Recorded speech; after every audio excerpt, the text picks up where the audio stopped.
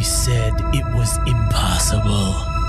They said, you can't put together the most elite team of comic book reviewers on the planet and do, a podcast or something like that? Despite all that, today we can proudly announce. Yeah, they were right. We couldn't do it. So instead, we brought you the most vile, ignorant, unprofessional group of comic book enthusiasts we could find. This is Panel to Panel, the Game Rage Magazine comic podcast.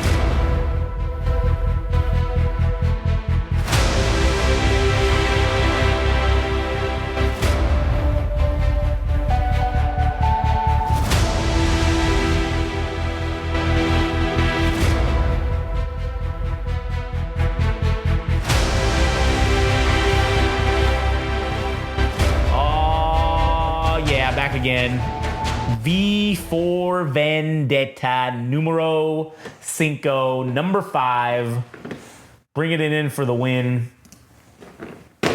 My name's Josh. I'm here today with good buddy Adam. Yes, greetings, salutations. And yes, we will be doing For Vendetta number 5.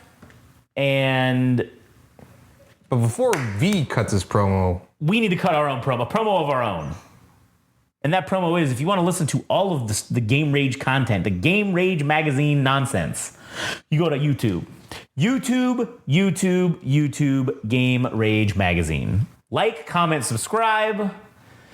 Hey, homies, thanks for watching. I fucking hate that so much, man. Those fucking stupid kids shows that do that. I want to stab people. Chloe loves that shit. But anyways, go to YouTube. Like, comment, subscribe, Game Rage Magazine. If you want to follow us on social media, you can follow us on Instagram and TikTok at Game Rage Magazine, Twitter/X at Game Rage Mag, YouTube, Game Rage Magazine. I also heard, based on a statistic, that 15%, or rather, you're 15% more likely to get liked by Rexy. Oh, shit. Rexy doesn't like anybody. The good dog. The good one, yeah. So, I mean... The cute one. The one you want to like you. Because the other two, who cares? I heard that if you listen to Game Rage Magazine on YouTube, that there's a 40% higher risk that Cooper and Duke will die. Because those are the dogs you don't like. Those are the dogs that are annoying. They bark. They make noises. So if you want to see them die, go listen to Game Rage Magazine. I also heard... Yeah. You're 9% more likely to get curly fries in your regular fries, the little container. At Arby's? Arby's or Jack in the Box? Oh, yeah. Wait, what other places? I think it's just Arby's and Jack in the Box that sell curly fries. Well, anyway, but you're 9% more likely to get a curly fry or two, perhaps even a handful, in your regular fries order that you would otherwise not get.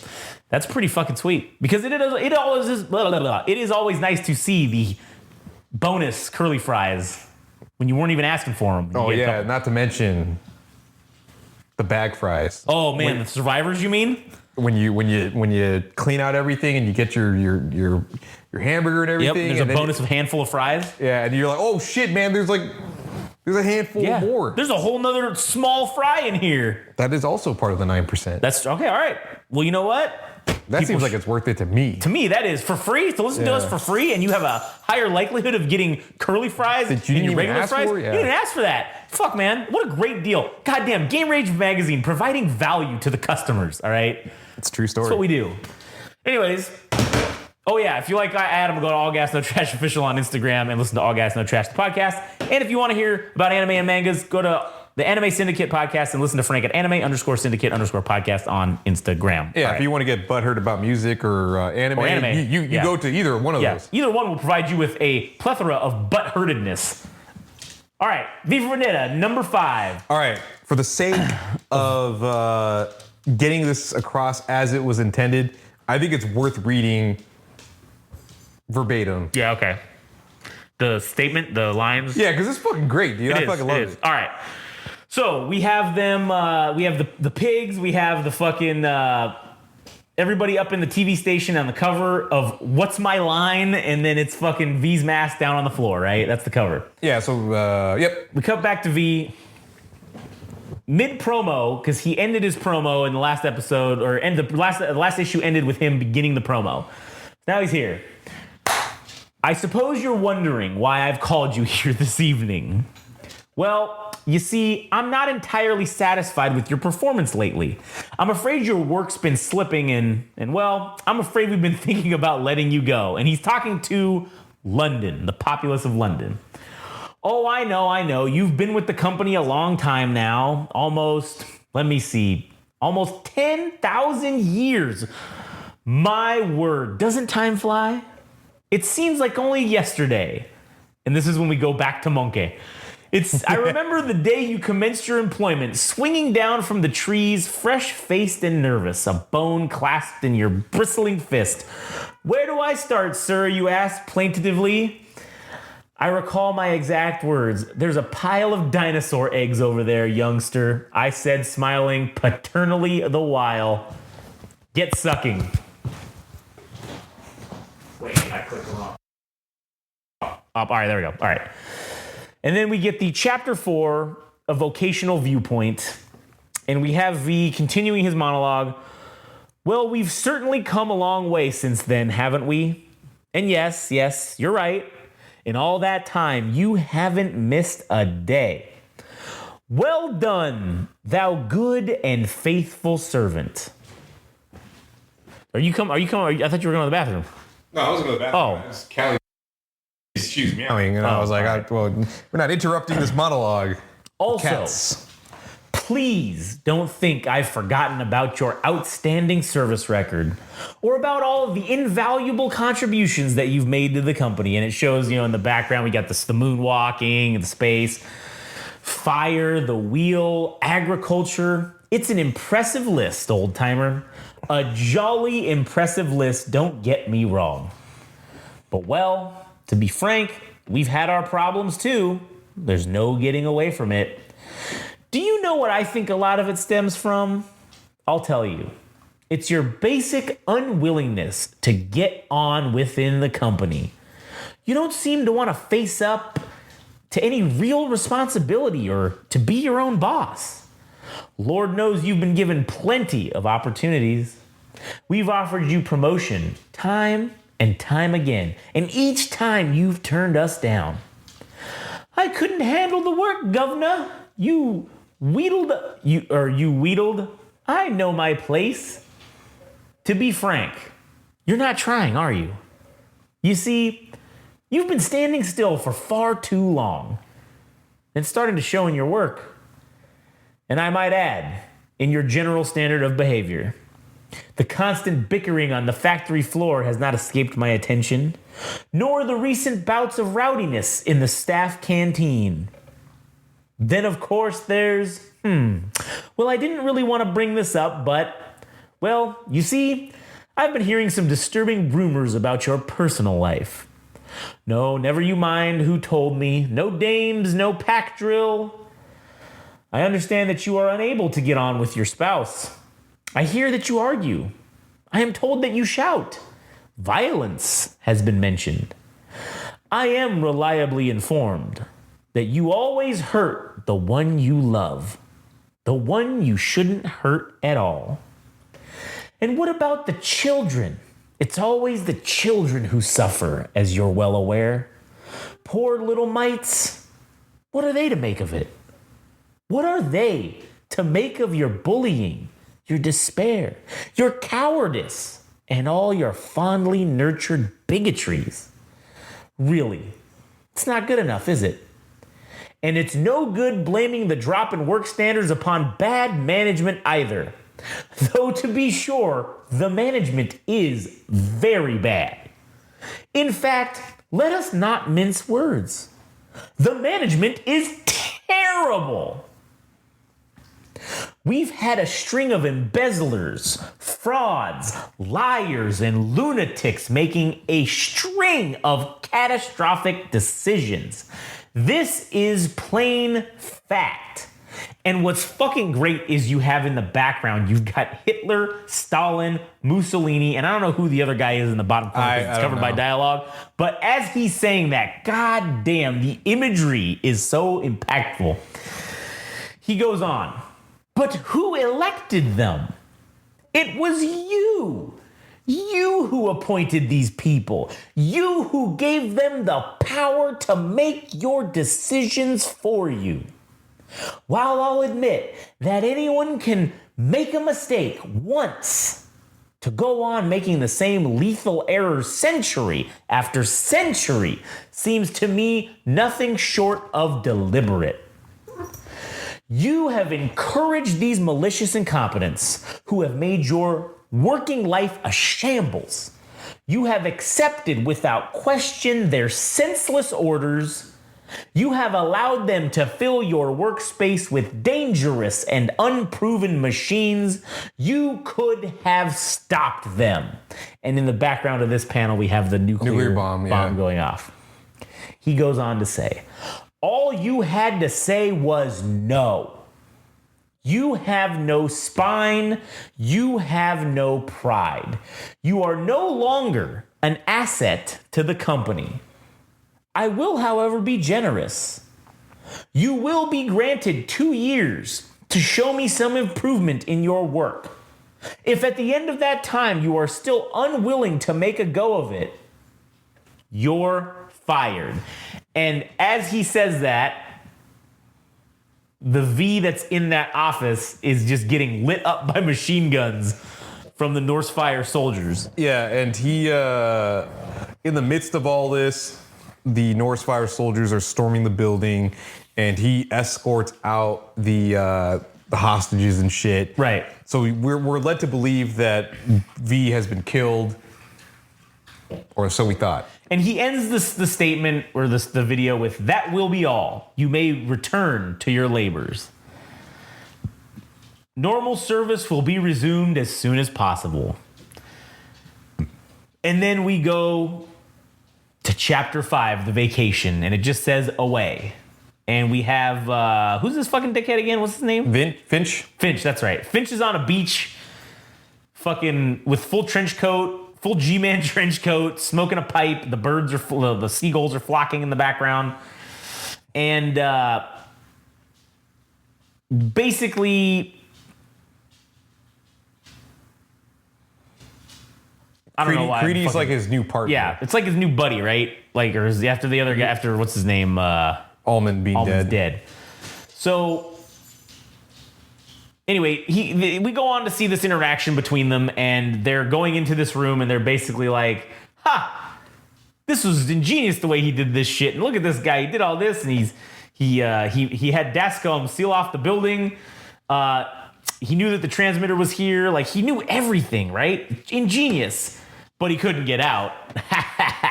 He'd sent everyone but Dascom out of the control room just before we got there. And man, when my guys burst in, he was standing in front of the observation window. He didn't even put up a fight.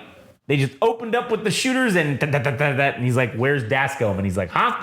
Dascom, where is he?" "Well, I don't know. He must have wandered off somewhere, I guess. I don't know. He's had a shock." He's like, yeah, you can say that again. And then they pull off the fucking mask of the guy. And it's one of the employees, which makes it this makes it seem as though, well, as if you already didn't get the idea that V is not such a benevolent force. Like, he does use any means necessary to get his point across, and this came at the expense of somebody else's life. Right. So it's kind of fucked up. An innocent standby. Well, really, in V's mentality, this isn't an innocent bystander, because there are no innocent bystanders, because as he says, you people have fucked up, and you people have not done your duty to humanity. That's the company that he's talking about. Yeah, it's true. It's and the company of humanity. I think he does make a valid point, but I mean, that's still somebody's life that came at his expense to make his point. So True. So then Finch is asking him, like, how long ago did this shit happen? And he's like, I don't know, 10, 15 minutes ago? Shit. And he's like, he might be somewhere in the building. We need to search this shit. Get everybody on board. And so they start getting on, and he's like, what does he call him? He calls him the Wooden Tops. Perhaps one of your Wooden Tops would call on Mr. Almond's widow. She and Dascom had been close lately. And he's like, all right, Finch, no need to start on my boys. Like, anyone can make a mistake. And he's like, not with him, you can't. Not with this guy. You make a mistake with him, and you're fucking dead. Yeah, I think Finch is this Creedy guy. He's not understanding the severity of what V is fucking capable of. I think he's one of the few people that understands what's at stake with this guy out there in the public, or rather, just out there altogether. Yeah, and so then He's losing his mind because this guy's like this Creedy or whatever is just being an asshole. So he just says fuck it, and he just fucking Decks him, the fuck out of him. Yeah. And then he says, "Why did I do this?" And he's like, "The leader was good about it. Really, I expected a lot more of a rollicking than I got." And then sending me here to Norfolk. And then he says, he sent me on a holiday. He's like, Jesus Christ. He's like, I can't even fuck. Why am I here? He's like, he must be fucking worried about me. Like, I mean, I'm worried about me. Shit, man. And so he's like, fuck, man. Like, what did I do? Like, fuck, man. What did I do? God damn it. And also, I forgot, but Delia Surridge and him were in a relationship. Oh, yeah. So that's why it's also personal to him that she fucking died. Yeah. Or rather, murdered. Sorry. Yeah. So then he ends up going to this guy's house, Gord. And I think these are two different people. I don't know who the fuck that. Oh shit. Yeah, these are two different people. Maybe it is. Yeah, I'm just fucking an idiot. So I don't know. I kind of didn't piece it. I don't remember this part exactly, but this guy seemingly has some kind of trade going on, like drugs or some shit. And what's his name again? Gord and this other guy's name.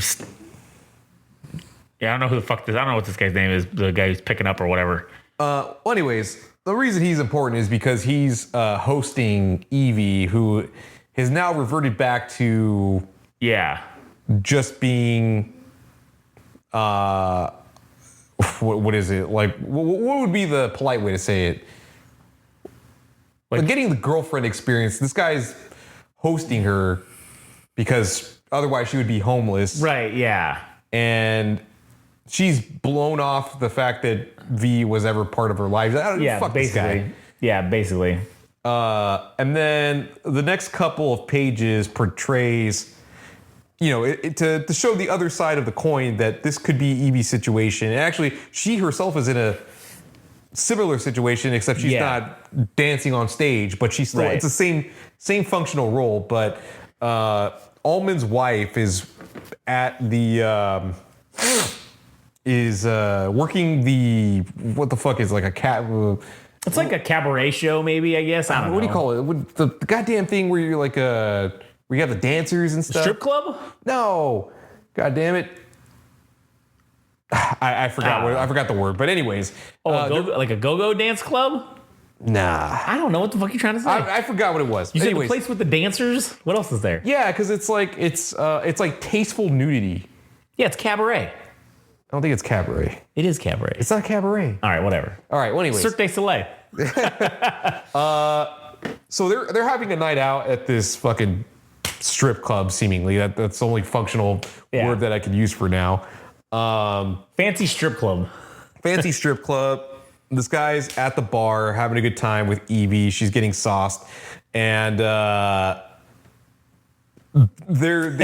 she is getting soft as fuck, man. Yeah, because I think she actually does say that she's like starting to get a little bit drunk. And I forget who's at the... okay, so then this guy who's Brazilian, so he has some kind of arrangement with one of the people. And he's saying, he's like, oh man, he's like, you said my mom was good. Like, we were good. Like, now the arrangement's not like... We're not square anymore. He's like, no, she's going to the fucking gas chamber or whatever. Yeah. And he's like, you're fucking next. Yeah, you're next, bitch. And he starts sobbing, and then you have this asshole that looks like V, but with like curly hair and shit. I don't remember what his name is, but I don't know what his name is either. He ends up like I think committing murder, if I'm not mistaken. Does this happen the same issue? Yeah, I read this a few days ago too, but I don't really remember this shit. But yeah, they beat the shit out of that guy.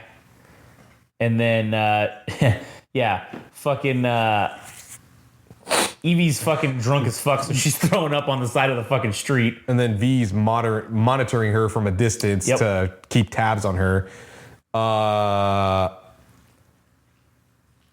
Shit, what happens here? Okay, so then this is establishing the relationship between this Gord fellow and Evie, that they're having something of a relationship. This shit's weird, dude, because this dude looks like he could be your father. Yeah. And very much like the same thing that happened with V. She's like, why haven't you made a move on me? Yeah. And this guy indulges in that. He's like, you know what? I'm going for it. So then they end up kissing. They end up fucking. And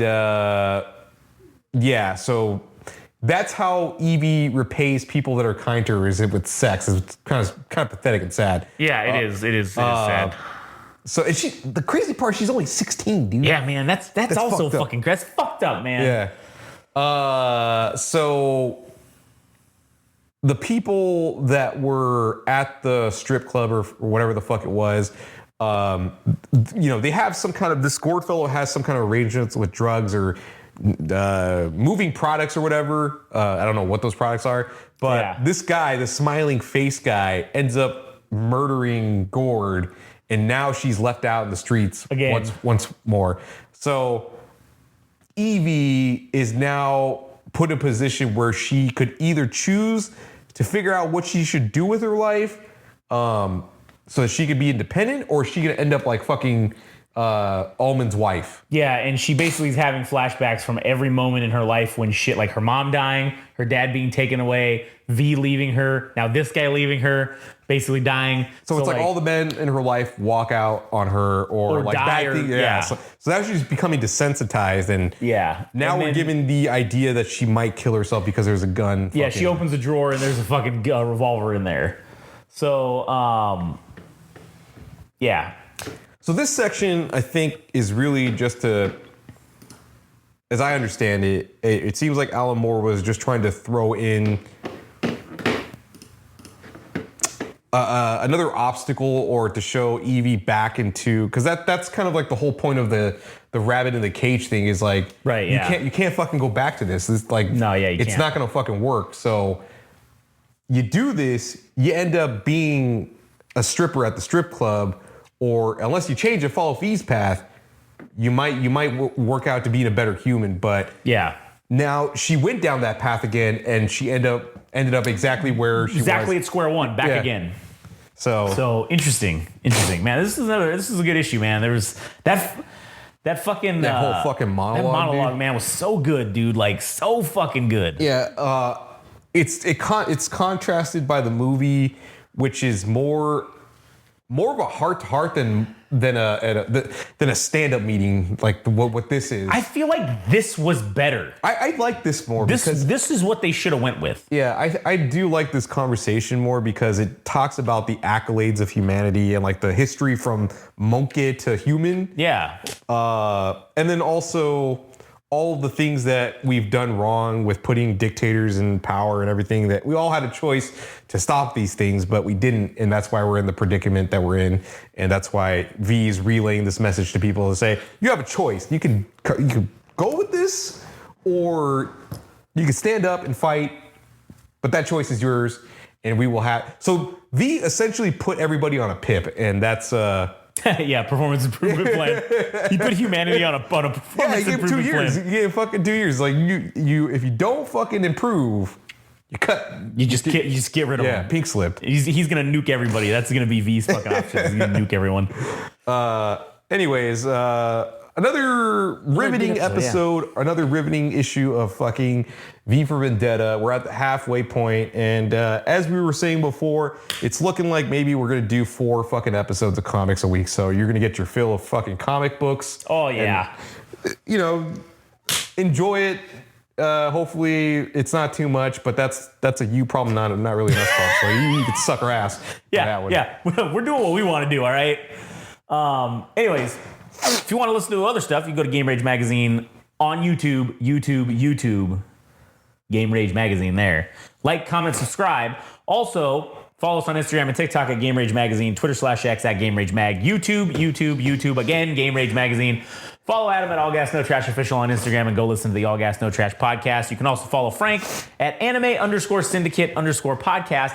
And if you like animes and mangas, go listen to Frank at Anime Syndicate Podcast. From All right. Japan's. Yeah, that's it. We'll catch you guys on the next one. Oh yeah, Darth Vader. Fuck yeah, here we go.